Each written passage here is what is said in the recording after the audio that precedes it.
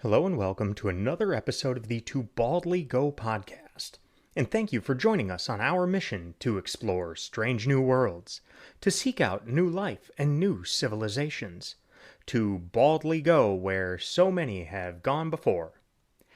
My name is Aaron, and I am joined by my friend Nate as I make my first trip around the galaxy with Captain Kirk and the crew of the Starship Enterprise. This week, we're discussing Star Trek The Motion Picture and the first two episodes of the original series Season 3, Spock's Brain, and the Enterprise Incident. Now, set a course, Warp Factor 1. So, should we talk about some Star Trek? We should. All right. Start with the motion picture again, or I figured this time we would start with kind of a recap, rehashing of the motion picture instead of just the couple minutes we gave it after we were done watching it. Yep. I will say I really enjoyed watching it together, doing it that way. And also watching through it again, I realized I was so tired when we were watching yeah, it that first you pick time. up more the second Uh, time through. Picked up a bit more. And yeah, I don't know what I think exactly of the movie. Okay. I think if I have to give it a rating, I'm gonna go with a 6. I'll say I it think was that's okay. I think I'll it's say it was okay. I could go either way. Um, and it was tough because after we watched it, I looked at some trivia on it, and a lot of the trivia was stuff that I was kind of like, yeah, I kind of felt like that. yeah. But then I don't know if it's like revisionist thinking and a little bit of kind of confirmation bias then, and having that in my mind and then seeing it. Right. So I wrote down some notes as I watched through it. A few things. While I don't feel like the original series translates as well to watching on a big TV, it feels a little better, like just comes across a bit better watching it on my phone. Mm-hmm. The motion picture much better on, like, visually on a big TV. The Yep. phone doesn't do it justice. Correct. So some thoughts of the movie. I thought the opening was really good. I thought the opening was really strong. Uh, it got some action going right away, and you had the Klingons in there. Now, since we haven't watched season 3 yet, do we ever see the Klingons like that, or was that kind of just a mind-blowing That was a thing to mind blowing see? thing. I Because don't. that was really cool. It was a really strong start. Yeah. And then the mystery of what just like digitized them, Yeah. because it wasn't a normal, like, they got shot and blew up. Something happened. The effects were Is very different compared to the show. Yeah. Was Yeah, the effects were very different. So I thought that the opening was really strong, had a lot going for it. Gave a lot of opportunities for ways the movie could have gone. Now, the way it ended up going, I don't think probably anybody going in would have expected. Nope. Um, and I've seen there are some criticisms of it for being slow and taking a long time, and those really long shots, long scene of them just, for lack of any better term, enterprise porn. Yeah. But that's Which what is I love about that really movie. what it was. And I thought that was great. I can see that being something like, hey, we've loved this show and now it's been gone for a while, and now coming back into it in at the time, this was the most expensive movie ever made. So I mean, they're seeing this in a way that is never been seen. I Mm-hmm. mean, in the movie or in the show, they created the transporter because it was going to be fiscally unfeasible to land the Enterprise on every single planet. So they said, all right, we need to do something different to accomplish the same thing. Well, now they had the budget to do that, and they really did. And it was stunning for what I would imagine would have been just absolutely mind-blowing at the time. And watching on a 4K TV when we were watching it, it's still very stunning, even though it's 44 years old. But that was completely remastered, which is okay. But still, nice part was, I mean, they were able, because of how they did the effects and things like that, they were able to go back to the original film and rescan it in at 4K. Okay. So nice. What you're seeing is literally a 4K version of that, because I assume you have a 4K TV. Yeah. You're literally seeing it at that resolution. So it's even better than what it will look like in the theaters. Yeah. Okay. But still, like, stunning. I mean, I have seen that in the theaters. Yeah. And it is incredible. Yeah. So I really like that. But... I liked that it was showing off, and in a way showing off things they weren't able to do on the show. They weren't able to have that kind of detail and any of that. So that there, I thought the music was great in that scene, really just built it all up. I thought that was definitely where I thought, okay, watching this on my phone is not doing it justice. But I liked that scene. I liked the way they did that. I didn't have any problem with that. Now, I was curious later on, and certain things like when they were going into the cloud, that happens at about the halfway point in the movie. Yep. And takes about a sixth of the movie to get into it all the way. It was almost 20 minutes of them going through the cloud and seeing the different machine parts, and then a shot of the bridge, and then back to that. That went on for, I think it was like 18 plus minutes. And this is where, like, I know you guys didn't have time to do it, and I totally understand that. But that's the stylistic decision that they took that's based on 2001: A Space Odyssey. Because that's the entire movie is like that. Yeah. And I didn't think that was bad. I can see why people don't like it. It's very not Star Trek to do that, right? Yeah. And a lot of that was in their limitations that they had as a show, and it being a different medium. So I thought it was a great use of the medium. My note here, I can see why some may be put off by the long dock scene, but I think it's great. Great use of the medium was exactly what I wrote down. Those scenes wouldn't work in a show because it would take over a third of the show, but taking over just a portion of the movie to do it, it worked, I thought. Now, there were other parts that I just didn't do it for me, though.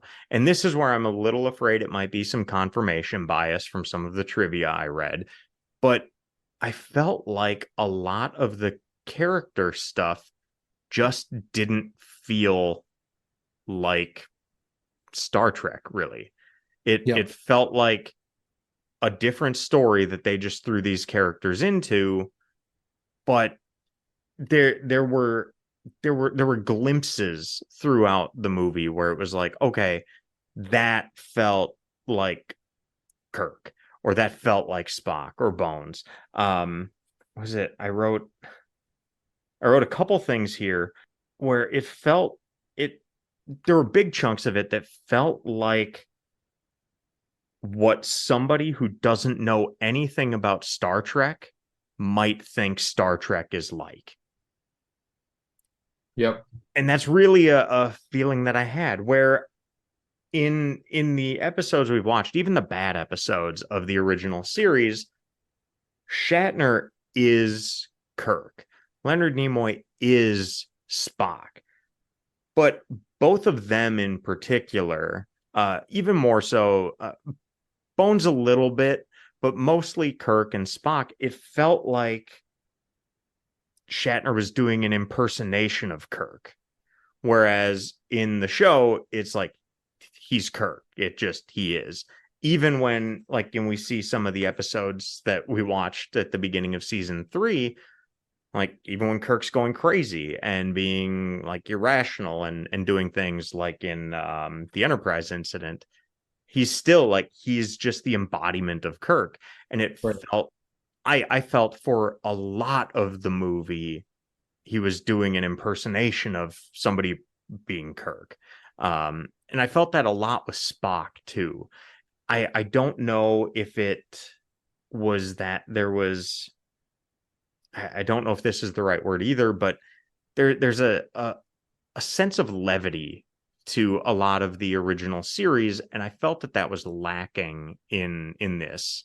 Oh, it's completely gone. Yeah.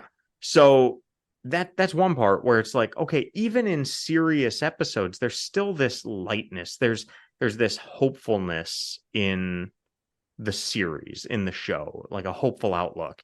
And I don't want to say they didn't have that, but it also wasn't a major focal point for a lot of the movie. But it just felt off. Like just slightly off though. So enough, and not so far off, like not like in the reboot movie where it's just like, hey, we're taking these, we're going to have them be pretty close to what they were, but this is a new thing. Instead, it was, these are the actors we've seen doing these characters, and it was just slightly shifted, not a huge shift. I think McCoy was pretty spot on. I think he had not changed much. Not much. When he first came in when he first got beamed to the Enterprise, that was a little off. It was a little too angry. Yeah, but a little too angry. But yeah, I thought McCoy for the most part was, yeah. A note here, I said McCoy seems like Bones, but that's just it. He's not Bones. He's just like Bones. I said it's all close, but just not quite. And most of this is with the characters. Now, where I'm not sure if this is, again, confirmation bias, that is a big problem that the actors had with this. There were so many rewrites going on as it was being made that they didn't really get the feel for it. And I think it was Leonard Nimoy said things along the lines of, like, now that they have a budget, they've made it about effects and the ship, not the characters. And the characters are what we loved playing. So I don't know.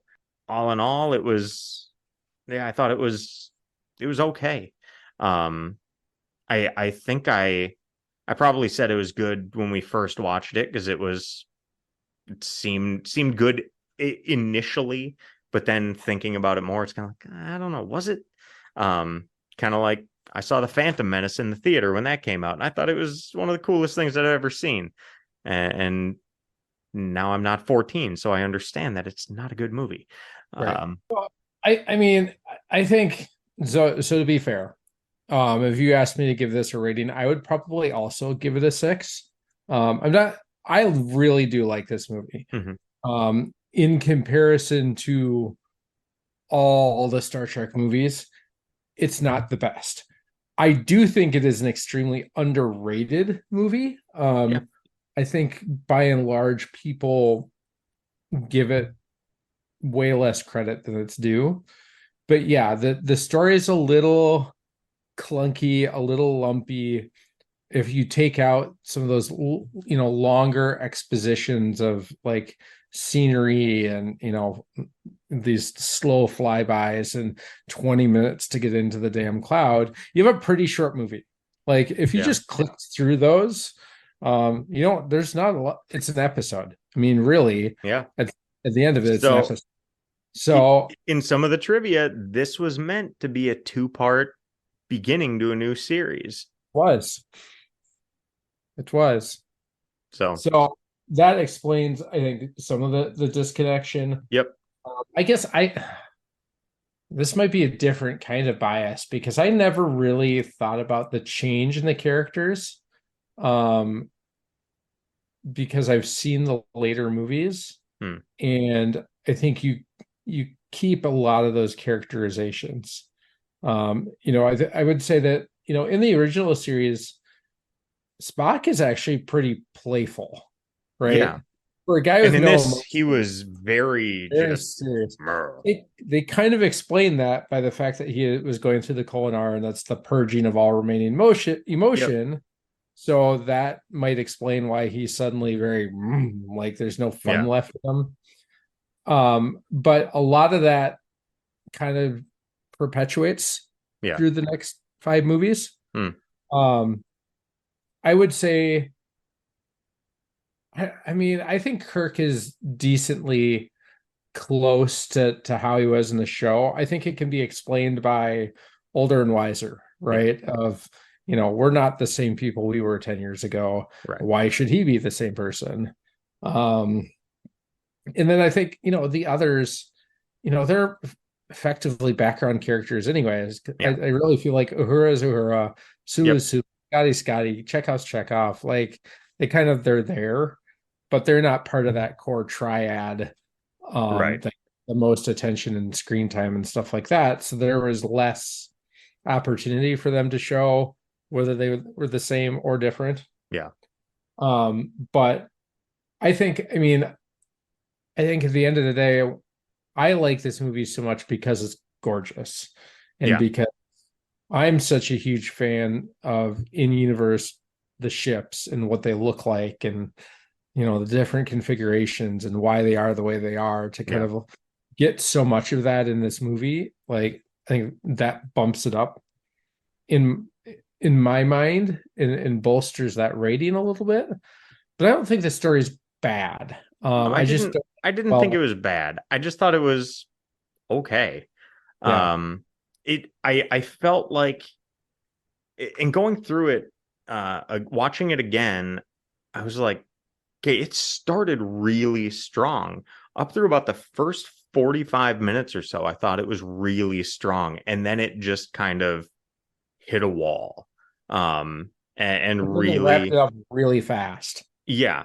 And then they were kind of like, okay, let's just drag this way out and give it an interesting resolution, but one that still is kind of like, okay.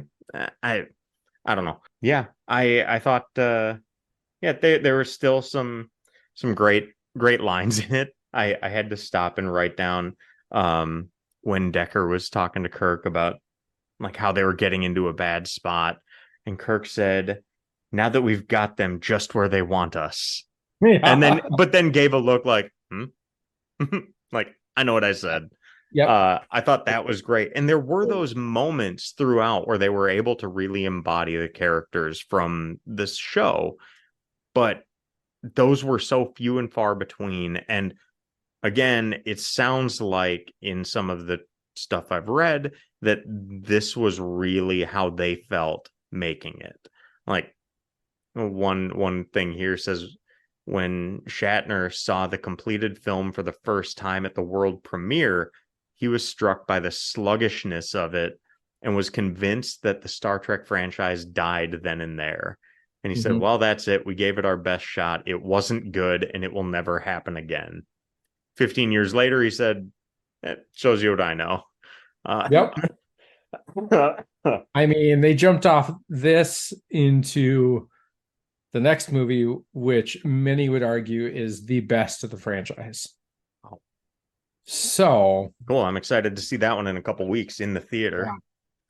yeah, that should be Yeah, a blast. that's gonna be a week from Sunday. So Time flies. I can't believe it's November already. I know. Oh, it's wild. Um, yeah. So I thought then it had interesting philosophical things, possible discussions about like, what is it that makes um knowledge and personality, and what is the impact that knowledge has on being sentient, basically. Because I mean they V'ger was referring to carbon units and and all of that. But then it was also able to take in a lot of those things. And it's like, okay, are we really, even our memories and thoughts, are we really just a physics and a chemistry problem? Because that's essentially what it did. It just took everything over and just Yeah. took it into itself as a form of data. Mhm. And I've read arguments that basically says, yes, we are just a physics Very, problem, a very very complex complicated. physics problem, but in the end, it's just a physics problem Mhm. to for any of it, even this conversation, which is kind of bizarre. Yeah. So I think it's interesting and they don't give clean answers on that. I mean, they do come back to in the end, like this mechanistic opposite side of a black hole universe, machine world created this thing, but it still doesn't capture humanity. And it doesn't quite get that there. So it's almost like they're saying, no, there's more to it than that. But at the same time, this thing that they've built up that they're going against basically says, like, no, it's just that. Yeah. So again, it's kind of that interesting I think kind of, that's the philosophical debate, right? yeah. And that's kind of the discussion that that they have. So I'm I thought that was good. Not necessarily enough to carry the whole movie, but yeah, I don't think it was a bad movie by any means. It was just in the end, I wanted to really love it because I want to love anything that we're watching, unless Mhm. it's so bad that it's something good to bitch about. But That's this fun one, too. in the end, I just felt like this one was it was okay. I'm glad I watched it a second time though, so it wasn't bad. Yeah. I wasn't like, I don't remember much. I'm just gonna call it good, or call it and be done. So yeah, it was worth watching again. I'm sure I'll watch it again in the future. Yeah. Um, We'll go back to it. I mean, I've watched it. God, I've lost track. Like it really is. Like if I'm gonna sit down, if I'm gonna sit down and watch one of these, it's a n- most of them, the vast majority of them are really good movies. hmm, So that's it's, not to say that there's anything negative. I mean, there's really only one that I'm just like, if I never saw it again, I'd be okay with that. But this would be on the short list of, if I'm going to sit down and watch a movie, which one is it going to be yeah, for me? I know there are nice. lots of people out there that are going to disagree with me and say that it's bottom of the pile, and that's fine, to each their own. I think I really enjoy it, and Yeah, every time I watch it I really enjoy it. yeah, So that's good. Um, yeah, I don't have a whole lot else on it, except for random weird thoughts that like a physics question that I thought of when I don't even know why I thought of it here because it didn't really apply. But when the cloud shot whatever projectile it was at the Enterprise, just yeah. made me think, okay, if there was a projectile that was fired at the speed of light, it would hit you the instant you saw it, right? Yep. Yep. That Yeah. would be physics. You would never see it. You would see it and be hit instantly. Like Yes. even if and then thinking like, okay, yeah, so if there was something that we saw from the nearest star, as soon as we saw it, boom, hits you. Mhm. Yep. So I don't know why I thought of that, but it was kind of I yeah. you know I had never thought about that, but So yeah, that's what this movie made me think of today because huh. they shot a big thing of light at them, and I was just like, oh yeah, as soon as they saw that, if it was going that fast, they wouldn't know what Should hit be them. good. Yeah, not that that has anything to do with it. Um, so I was kind of taken out of it again because apparently they fixed this in the director's cut. Okay. They don't make it so it's 82 astronomical units, which is Huge. multiple times bigger than our solar system. I was curious how something of that magnitude could go into Earth orbit. Like, I mean, granted, it would just be eating up everything else, but in the director's cut, apparently they changed the lines to it is about 2 astronomical units, which pretty massive, still big, but makes a little more sense than something that's, you know. So this one must have slipped past the technical consultants from NASA, Jet Propulsion Laboratory, Caltech, MIT, and Isaac Asimov that they used on the script. Bunch of idiots, right? Dumbest people in the world. They needed Mark Watney on that. He would have gotten it first time. Right. So yep. So that's really about all I got on the movie right now. I'm sure we'll have more as we watch more of the movies and I see more. Yeah, enjoyable. I can having grown up watching the Star Wars movies, and I watched those for the first time probably about 1995 or so. I had the original trilogy on VHS. And I watched them all with my dad. And then we went and saw the special edition movies when they released in the theaters. And then we went to the Phantom Menace when that came out. I asked, did you watch it at Eden Prairie Center? Oh, absolutely. Yeah. The old United. That's where we went. Yeah. But so I can remember having something that, even though by the time the special editions and everything came out, I'd been watching them for like 4 years, but I'd probably watched them 50 plus times in that time. I can remember being excited and just really not giving a shit about the quality of it because it's Star Wars. This is the best thing ever. Or even seeing episode 7 when that came out and still just being brought back. And the overall quality of it didn't matter as much as the fact that it was.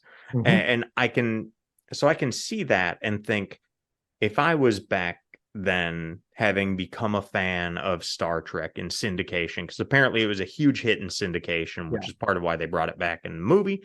I could see being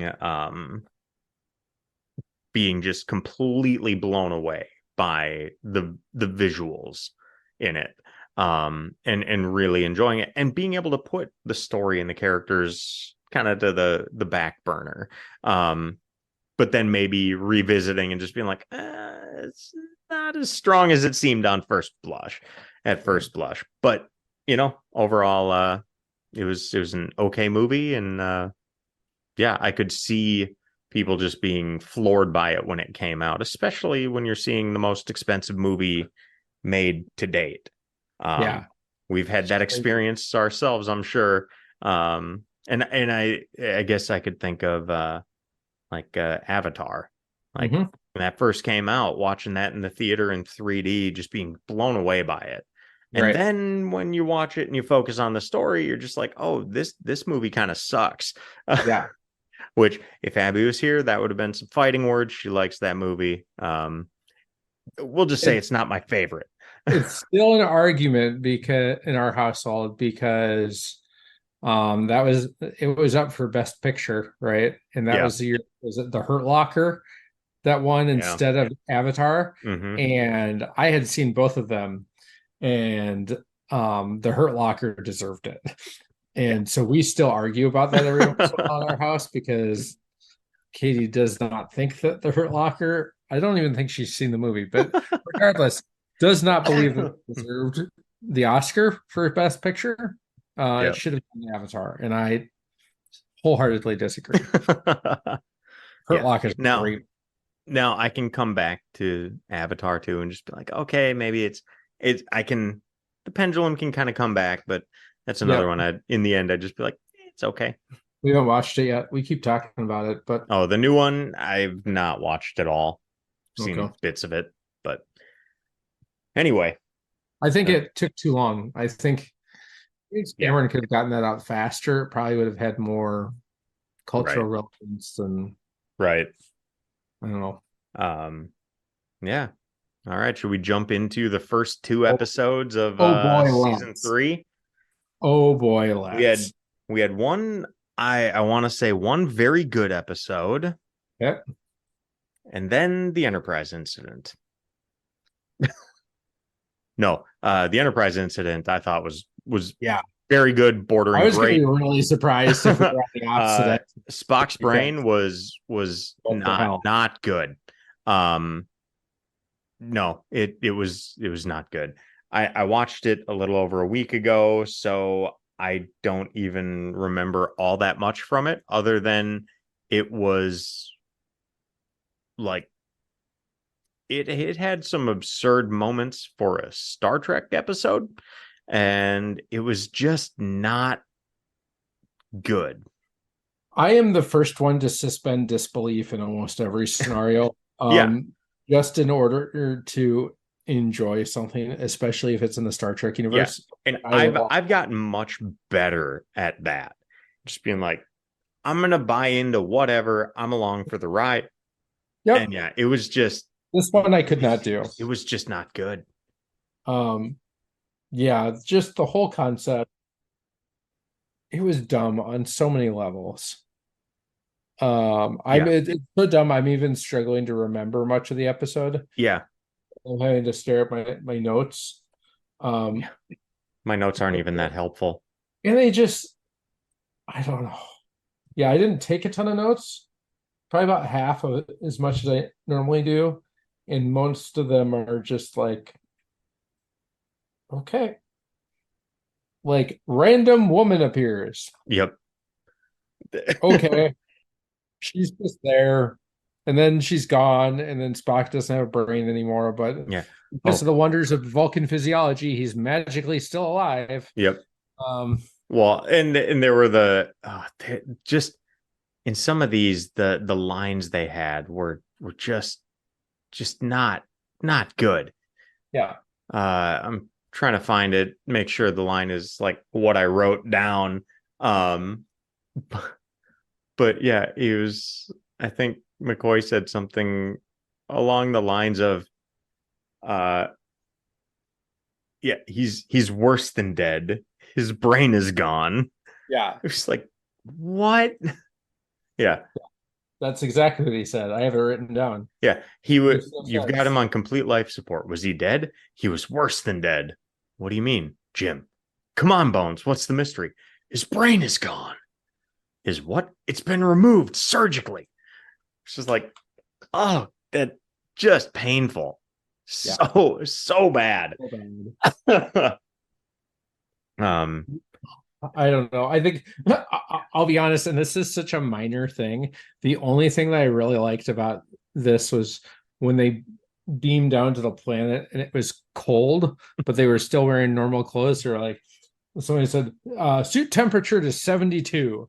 And it's like, okay, so we're gonna explain, how they can I picked be. up on that too. It's like, but that's such a minor detail and a kind of a creative way to explain Yep. that away. And it was the only redeeming quality of this entire episode. I Yeah. felt I was challenged a lot with some of the prime directive side of things of, they clearly, the folks on the surface at that point were not very advanced. But yet they had no problem going down there and interacting with them and just, not caring or even really thinking about the prime directive. Um, Yeah. they had a limited number of hours, like 24 hours to get Spock's brain back. Mm-hmm. And I feel like they pissed away the first 15, Yeah. which was kind of funny. So now suddenly they only have 8. Like, Yep. oh God, no. Um, yeah, it was, I don't Uh, know. some things that took me out of it a bit. For a show that can be so scientifically grounded, I guess. Um, I thought it was interesting how they had not just a recognition, but an understanding of technology that was supposedly far beyond what was capable at that time. So in being the Star Trek time. like kind of the idea of if we could fully explain a warp drive, Yep. we would be able to make it because we would be able to like have that understanding of it in that level. And it seemed like they had that level of understanding with this ion propulsion, but at the same time it's like centuries beyond their capabilities. So it's like, Right.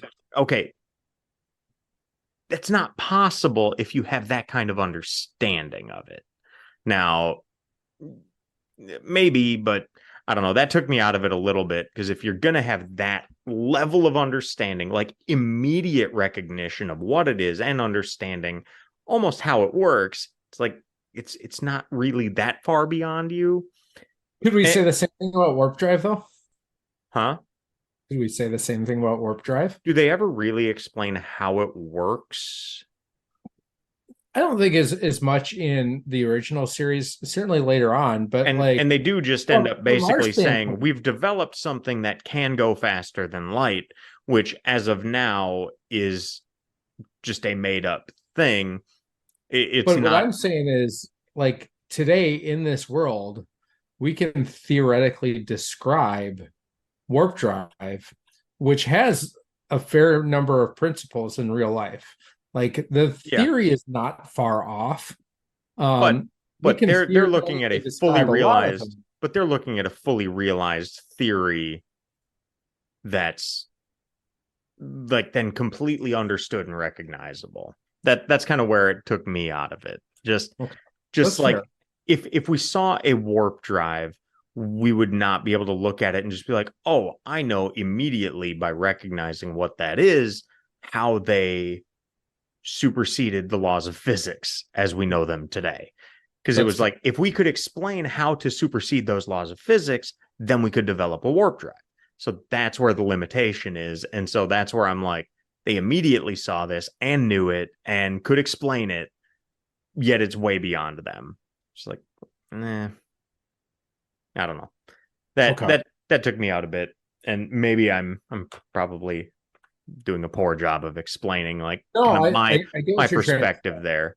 And it's a long yeah, I don't know.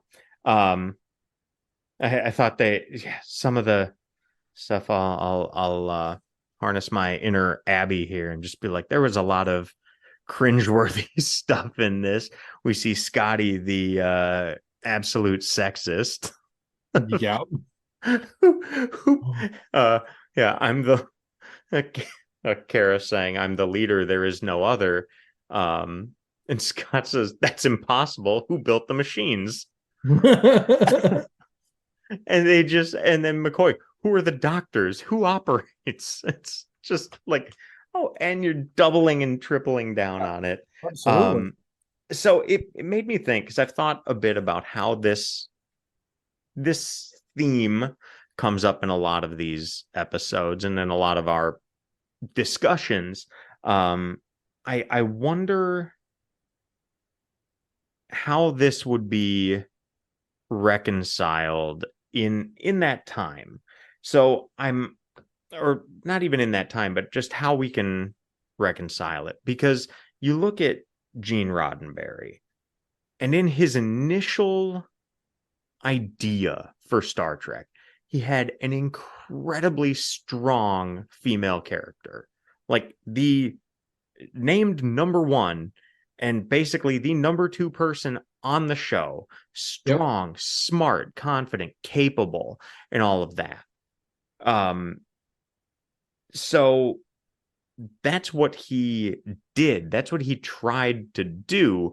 Now, then a lot of the comments seem almost like stereotypes of how people were at how many people thought at that time. So I wonder if he's almost holding up a mirror to society and saying, like, look at this, kind of almost poking fun at the some of the viewers without them even realizing it. Yeah, they would Like, have to. hey, look, this guy is saying really asshole-ish things, but then you look at like how it is. He's still got a lot of strong female characters, strong female presences throughout the entire run of the series. So it doesn't all reconcile then to have all these lines that are so just the opposite of what he does in a way. So I don't know. I guess the question is, what does that accomplish? Because if they don't realize that he's making fun of them, who's he doing it for? But how much of TV and people who are involved in art are trying to send a message that's not the direct message that's there? I mean, you look at a show like I was thinking about this quite a bit, a show like Black Mirror. Yep. Where it is literally you're watching it on a TV and it is pointing out in a lot of the episodes the dangers of watching things on TV. Or sure. It's taking it's taking the point of criticism of an episode and making an episode about it. So It's like you're watching this thing to be entertained, but then it's also like pointing things out where you may or may not pick it up. So I was just wondering, I wonder if there's a bit of that, because as I've started reading the Making of Star Trek book, and there were bits that he was just like, I'm going to sell this as a Western and I'm going to use that as a Trojan horse to get what I want in there. So yeah, what does it accomplish? It's him being able to say, in a way, I did this, even if he's not actually saying it. And I could be completely wrong. Maybe he's just like, hey, this is a funny joke. That's what we're going with. I think you're right. It might be that. But I think you said it without realizing it, which is some people are going to get it. Yep. Not everyone. No. Right. And if everyone got it, then you wouldn't need to put it in there. Yep. Yeah. So I think that's the key, is those things could be intentional. And I think a lot of what they do in this show is intentional, whether things like the outright misogyny and all of that is intentional. I don't know. I can't answer that. No, and I don't think there is an answer to that right now. I don't think anyone's still alive that can answer that question, really. But there are certainly parts of this that are very, very intentional. Yeah. And it is designed that only, certain groups of people are going to pick up on it and think that it is pretty amazing. And then everyone else it's kind of like adult humor in Disney movies. Right. Like you've targeted certain things to a smaller subset of your audience to keep them engaged and give them a reward for consuming this that they wouldn't normally get, that doesn't take away from the story, and in many ways is relevant to the intended audience, but for different reasons. Yeah. So in those same two lines, you can get some in the audience who are just like, women can't build things and can't be doctors. Yeah. And the others are just like, look at those assholes. Right. So people having this different reactions to the same lines intentionally, possibly. And again, I don't know if that's true. I just think I could see in how he went about getting the show made in the first place. And I don't think he wrote this. I don't know who wrote this one, who directed. I don't know what involvement he had. But I mean, if that was kind of the ship he was running, so, I would imagine there's more to it than just how cringy things can come across today. This one actually surprises me a little bit. Because I didn't remember who wrote and who directed it either, but so I just pulled it up. This is a Gene Kuhn episode, which he's traditionally seen as a very strong writer.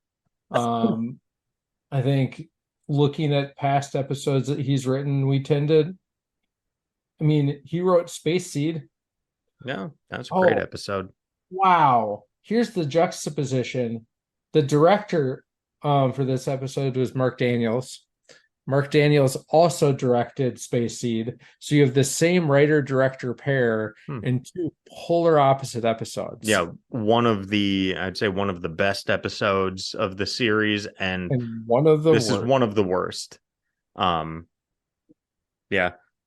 I don't have much more to say on this one other than I thought the episode ended a bit stronger than it started. For sure. And I thought the banter at the end where they were talking about making the mistake of reconnecting Spock's vocal centers or whatever, and then just kind of that standard Spock, McCoy, Kirk banter at the end was excellent.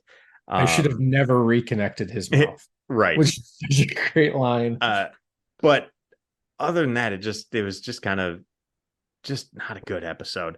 I don't think we even gave numbers on it. I gave it a 5. Calling it mediocre. I could see worse. I started at a 5. I actually downgraded it to a 4. I could be convinced either way. It was all right. I'm tempted to drop it down to a 4 just because a week removed, I don't remember a whole lot from it other than that it was just kind of Yeah. So yeah, I'll drop it down to a 4. It wasn't even mediocre. Yeah. All right. So 4s across the board. Yep. And I don't know if Abby's watched it or not, but my guess is that she would have given it like a 2. Oh. We can ask her next week. So on to a far better episode.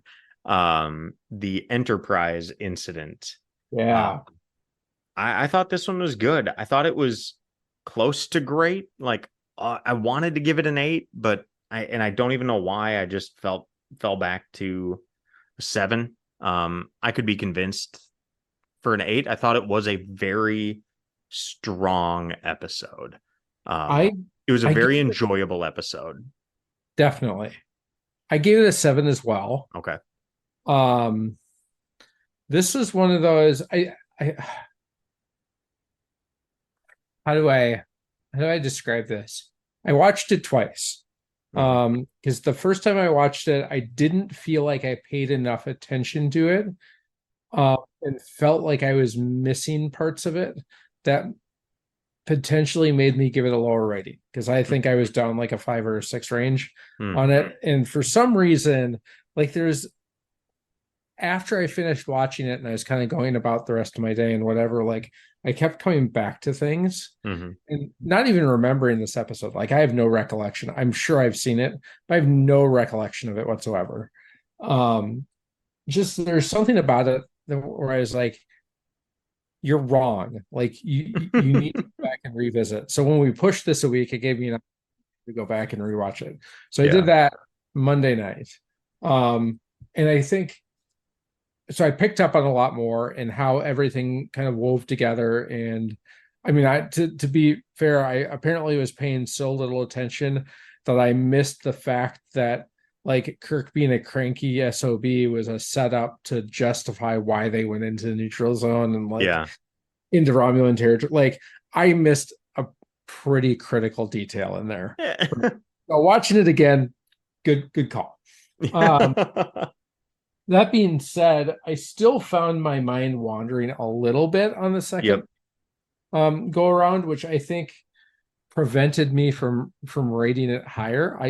I understand how the bits and pieces of the story fit together now because I picked up on a lot of that stuff. But I also didn't end up taking a ton of notes here either. Yeah. I was kind of watching it, kind of mind wandering, that kind of thing. But I thought the premise is really cool, actually. Of we're gonna go into the Romulan territory and try and steal a cloaking device. Yeah. Because we need to understand what this is and how it works. And we can't think of any better way than to pretend that Kirk goes crazy and then use that as a setup to infiltrate the ship and leverage the fact that Spock's a Vulcan and Romulans have a common ancestry. And so he's going to kind of manipulate his way into the good graces of this, this female commander who I assume they must have had intelligence to know at a high level who she was Yeah. in order to kind of play that out. I don't think they ever really talk about that, but I don't think so. they must, on some level, number one, have known. Number two, would have known that they were patrolling in that area or would have responded to an incursion like this. Mm-hmm. There, some of those things aren't explicitly described, but I think the idea, the concept of it, how they kept the crew in the dark about it so that they could have a logical explanation and Mm-hmm. protect them if everything goes sideways. All of that was really cool and Yeah. really well put together. Yeah, I thought it was really interesting how to see almost the respect between adversaries in Mm-hmm. this episode, because there was the announcement, like, the crew is not responsible for Captain Kirk's actions. Yep. Like, we're not going to hold you responsible. We're going to take your ship, but we're not going to kill everybody. We're going to Yeah. let you go. We're going to drop you at the closest Federation bus stop, Yep. and you can A go level on your of way. honor that we don't necessarily expect, Yeah. right? And you saw that throughout. I mean, you saw that when they were then, like, talking on the Enterprise, and there's like, Captain, Commander. You just saw that respect between them, which I thought was just interesting to see. Yeah, so it was all that masquerade to keep the Federation off the hook for basically breaking interstellar law, Yeah. and going into whatever Violating zone. the treaty, right? Yeah, essentially. Then it made me wonder, like, okay, how was this order received? And, like, is Kirk the only one that ever does know about the orders? How does that work? Well, Spock Yeah, it knew. was it was him and Spock that were They basically played behind it along. all. I did like when they were kind of interrogating Spock, and he he was able to basically explain away all of it and all of his actions by saying it's not a lie to keep the truth from others. Which is, I mean, they're lies of omission, but Yep. that's kind of skirting around it. But he That, was, that's a theme that comes back yep. But later. just being But like, I yes. I did not lie to you, because basically saying I didn't lie to you because you didn't ask the right questions. Yep. And boom, logic. Mhm. Kind of how they got that. I thought it was interesting to see, yeah, Spock's not being a traitor, and that Kirk and Spock were operating under those Federation Yep. orders, which I think is a strange place. Maybe I've missed it, but has the Federation really been in that many situations where it's like, we need to steal some shit? I mean, we haven't really seen that. I No. don't feel like we've seen plenty of diplomatic things and Kirk bluffing on stuff and the But Corbomite this was maneuver and things like that. piracy. This was blatant lying, and all of that to accomplish this. And I don't feel like we've seen it that much Yeah. um before. So yeah, I wrote, is this the first time that we've seen that kind of blatant lying when dealing with an adversary on this level? I mean, not bluffing to get out of a bind, but like just flat out lying their asses off to go in and steal. Like you said, it was piracy. But they're just But like, hey, we need this. We know they have it. We don't know how to do it. We're close. We need what they've got. And there's yeah, one and way we we need to can get it. understand it. And they Because say because towards the end of the episode, if they have it and we don't, we lose. yeah, And yeah, and I think they also kind of like kind a of nuclear justified it. weapon, I right? think, yeah, I think they kind of justified it too by saying, like, well, come on, you have this and we know you've come into our territory Yeah, with it because you can't be caught. So we know you've done it. You know you've done it. and they talk about towards the end of the episode that the cloaking device presents a pretty grave threat to the Federation. Yeah. So when you're faced with something like that, you don't often have much of a choice but to resort to espionage to try and figure it out. But again, why I think that's so interesting here is we've never seen the Federation in that kind of spot. Yep. They've been the ones kind of dictating terms in a grand sense, even if they're maybe outmaneuvered in instances, Right. in scenarios on a planet meeting with Klingons or Romulans or whatever. Well, and it certainly implies that the Romulans are a greater threat than like the Klingons, Mm-hmm. right? And because we've seen the Klingons, and they've certainly their adversaries, Mm-hmm.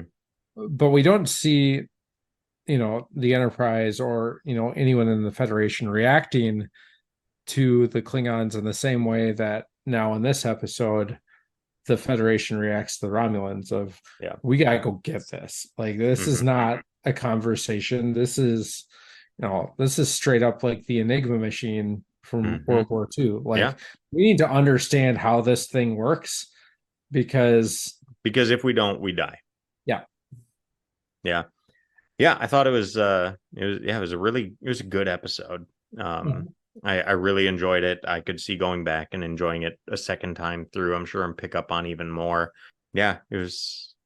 Yeah, there were certain quotes in there too. I love when she invites Spock to dinner and they're kind of walking down the hallway and he goes, "I'm honored, Commander. Are the guards also invited? Like, how long are they going to follow us around?" And she kind of dismisses them. I also got a kick out of, and I totally understand because of limited budgets and things like that, but the hallways of the Romulan ship were very clearly the hallways of the Enterprise, just with some added shit on the walls. Like, they just redressed the sets because they're not going to rebuild they're not going to build an entire set for this not for one episode. No. So it's very clearly the corridors that we so often see in that show. Just with the lighting changed and some extra things all over the place. Yeah. Now, do you know why the Romulans are using Klingon ships? I don't know. I know there was trivia behind this, and there is. So I don't know. I think there are theories behind why in the story it's explained, but why in reality is that the designer of the original Romulan ship in season 1, he had in his contract, I get that ship back. And then he was like, "Oh, I don't have enough space. I'm going to get rid of this." And so he got rid of it. And then they came back like, "Hey, I bet this guy still has that ship. Let's go talk to him and get it so we can use it for season 3. And he was like, sorry, guys, it's gone." Was it like one of the 6-foot models? And he just says, does it get that granular? Yeah, I don't know. He said, it says here the real reason is simply because the original Romulan model ship was gone. Oh, what a travesty. Yep. After Balance of Terror, the model bird of prey was returned to Hua Chang, the designer, per his contract, but he eventually disposed of it as he had limited storage and there were never any contractual obligations with CBS to retain it. Oh, no. Either poor planning, poor communication, or both. The production staff was expecting to reuse it and then learned it was gone. And then asking him to construct a new Romulan model ship would have been prohibitively costly. So switching to the readily available Klingon vessels was the, quote, obvious solution. Well, I mean, you can kind of write that off in the same way that, you go around the world here and see many countries have the same fighter jets and like, so. Oh, yeah. It's just easy to explain that. Well, the Klingons told them some shit. But then when you know behind the scenes, that's pretty good. And I don't know if they ever bring it up or address it, but or Klingons and Romulans kind of like, hey, the enemy of my enemy is my friend. Yeah, I I don't mean, know if they ever talk about that. but yeah, I thought that was interesting that it was like, oh yeah, Yeah. they did change it up, and they made a comment about it, because they have to explain for anyone who's watching, just like, it's not a Romulan ship. Yeah. Um, so they just have a throwaway line about, oh, they're using Klingon ships now. And then everyone just accepts it, without further Kind of like explanation. setting your suit to 72 degrees. Like, okay, now I Exactly. understand. Let's go. Yeah. Um, Yeah. yeah, it was a good, Oh, I don't know that I have a whole lot. oh no, this was I was confused by something, because Okay. Spock accidentally, which that already was setting off some red flags, used the Vulcan death grip. And so my comment there was first mention. And yeah, turns out then a few minutes later, oh yeah, there's no such thing. Yeah, we totally made that up. So yeah, that was pretty Um, much the last thing I heard there. Except for Kirk dressing like a Romulan too. that was pretty awesome. Yeah, You made a good Romulan. yeah, I did like the line towards the end too. Military secrets are the most fleeting of all. yep, How true is that statement? yeah, right. That stuff doesn't stay secret for long. That's just Yeah. the way it is. So, So, um, yeah, I so liked it. I missed how did the commander get brought onto the Enterprise? I missed that part, because I know So, they address it by saying like, hey, you weren't supposed to be here. All we wanted was the cloaking device. what happened was, Kirk beams back with the cloaking device, Yeah, and Spock is still on the ship. right. So they're trying to bring But she Spock had his back. communicator, right? No, it was they were trying to lock onto his life signs. Mm, But his life signs were so similar to the Romulans, it was hard to tell them apart. But they found like two life signs close together, and one of them was just different enough to gotcha. probably be Spock. So they grabbed them both. Gotcha. And it happened to be him plus her. Yeah. So she ends up being a, I don't know, quasi prisoner of war. Yeah. I mean, I guess. Hmm. Like they take her back with them. Yeah. I think at the end, like they don't show her going back to the ship. Yeah. I think they basically say like, yeah, we'll let you out down the Sorry. road. Yeah. Yeah. We'll drop Is you this, off at the next station. is this also the first time they talk about? I don't think they call it directly this, but basically a self-destruct mechanism for the Enterprise that, if you try and board or if you try and do anything, Mm. when Scotty says, I'll blow Um, up the ship and take you all with us. Is this the first reference to that? maybe that explicitly, but I think that's been kind of a thing before. I mean, wasn't that kind of the Corbomite maneuver? Um, so I mean, it's been a bluff Yeah. in various ways. Yeah, you're right. Um, except for I don't think this in this case, I don't think it's a bluff. Like I Yeah. fully and You're just no, like, but would fully yeah, believe they you, have a self-destruct mechanism. yeah. The one thing we know here is you are not getting this ship. Yeah. Come hell or high water. Like you are not towing this thing back Yeah. to the Yeah. Romulan starbase as a trophy. You can Right. have Yep. so Yeah. yeah. Yeah. Oh, good. Good episode. I think I'll stick with my 7 on it. I will as well. Yeah. I think It that's what I get. was Yep, it I give was it. highly rated on IMDb. What is it at? I want to say that's at a it's 8.4 Wow, on okay. IMDb. So yeah, it was good. I was pleasantly surprised because I was a little nervous coming into season 3, especially after watching Spock's brain. Like, ooh, this might be rough. Yeah. And Did then not start in a high note. pleasantly surprised by that episode. Well, this Yeah. is a DC Fontana episode, and Hmm. she's kind of seen as one of the best, right? Yeah. She also wrote The Ultimate Computer, which we really liked, as well as Journey to Babel, which I Yep. really liked. You two were kind of middling on it. And Side of Paradise, we generally Abby liked it less, but we generally liked it. Yeah. Tomorrow is Yesterday. I mean, Charlie X, she does some good episodes. Yeah. So Yeah. And yeah, the director did The Ultimate Computer, which that was a solid episode, and then another episode later in season 3. So, and he does, if I remember right, I don't remember right. Ignore. I thought he did an entire season of the animated series, but I am hmm, wrong. well then. All right. Yeah, I don't have a whole lot else That's all I got. on So this.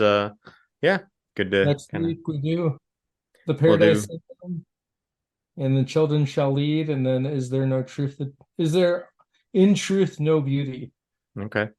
Yeah, we'll do 3 episodes next week, and then we'll be do another one-off of the movie.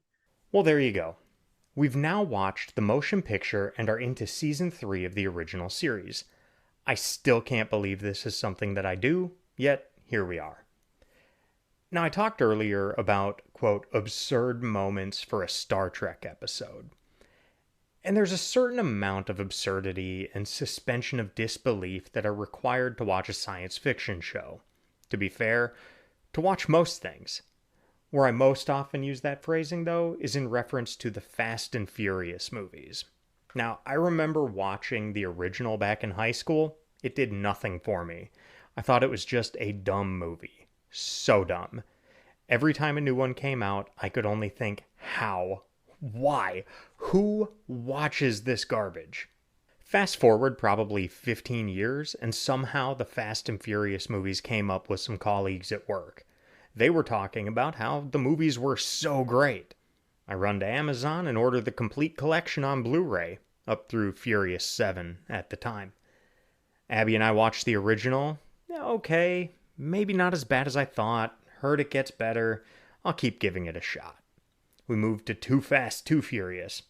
Pretty dumb. There was some decent jujitsu in the fight in the parking lot, so that stuck out. I know Paul Walker was a jujitsu brown belt and was awarded a black belt after his death. So it was awesome to see some legitimate jujitsu moves in a movie, since most of the time movies get it, well, wrong. But I digress. The movie wasn't great. I haven't even gone back and revisited it, but the jujitsu still sticks out to me. On to Tokyo Drift. We quit halfway through, and I still have never finished it. At this point, we basically said, okay, if 4 doesn't get better, we're out. 4 got better. Not great, but definitely better. The series was pointing in a new direction. Move on to 5, 6, and 7. Legitimately awesome movies. And somehow we just accept that some drag racing truck hijackers are now basically high level world traveling spies. Absurd. In Fast 5, they go full Ocean's 11 and steal a vault and drag it through the streets of Rio de Janeiro. In Furious 7, they jump cars between multiple buildings in Dubai. And not on top of the buildings, mind you, but through the sides. There's an inherent absurdity to the Fast and Furious movies. Fate of the Furious includes a point where they're driving on ice racing a submarine, and The Rock redirects a torpedo with his hand on top of the ice. In F9, they launch a Pontiac Fiero into space. Absurd for a Fast and Furious movie. And then there is basically all of Hobbs and Shaw. Now, don't get me wrong, I'm not talking shit about any of these movies. I love them. One of my favorite theater going experiences was when Abby took me to Hobbs and Shaw, possibly because I was having a bad day and she took me out to a stupid action movie, but I recall it being so fun, even if it was beyond absurd, for a Fast and Furious movie. I use that as a barometer for absurdity. There's a baseline for absurdity, and sometimes I need to point out when something goes beyond, even for that thing. Like being absurd. For a Star Trek episode. I know what you're thinking about now. This is really why you're here, why you listen, to get some deep, fast and furious analysis. And I'm happy to oblige. As always, I want to thank you for giving us your time and joining us on this journey through Star Trek. I hope you're enjoying it as much as I am. And if you are, please leave us a rating and a review. We really appreciate it. If you are watching along, in the next podcast, we will discuss the next 3 episodes of the original series, The Paradise Syndrome, and The Children Shall Lead, and Is There in Truth No Beauty? For Nate, this is Aaron reminding you to never give up, never surrender. You've got him on complete life support. Was he dead? He was worse than dead. What do you mean, Jim? Come on, Bones, what's the mystery? His brain is gone. His what? It's been removed surgically.